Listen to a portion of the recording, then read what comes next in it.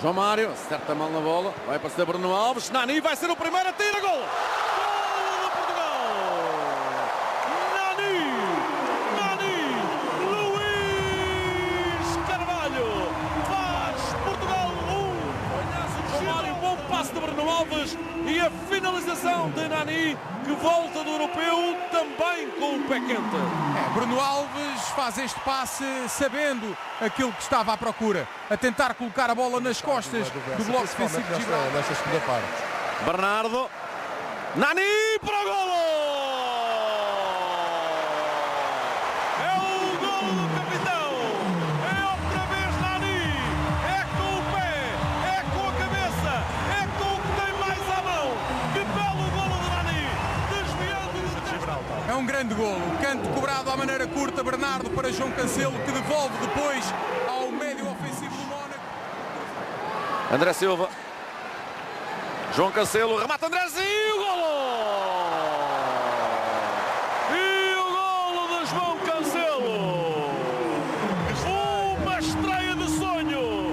João Cancelo, um petardo!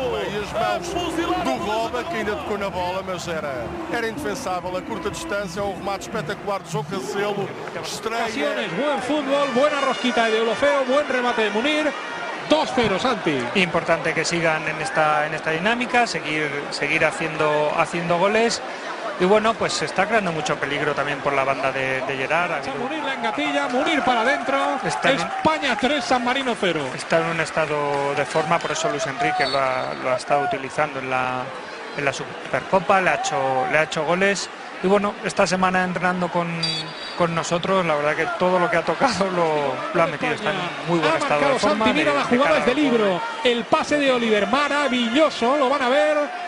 Y la definición de Santi Mina impecable. España 4, San Marino 0, gran gol. Gran gol. Muy buen trabajo de Santi Mina, pero destacar el movimiento de Munir atrayendo a los centrales y la diagonal por detrás de Santi Mina, donde se fabricó el gol. Por fuera 2 contra 1, porque tiene mucha gente, el partido te demanda jugar mucho por fuera, y luego pues el movimiento de Santi Mina al primer palo, donde bueno, creo que gracias a su trabajo, a su esfuerzo, al empeño que está poniendo, pues al final está llegando recoger ese fruto, que bueno, pues ya son 2 goles y está trabajando mucho tanto aquí como su equipo en el Valencia, por eso está en un estado de forma muy bueno.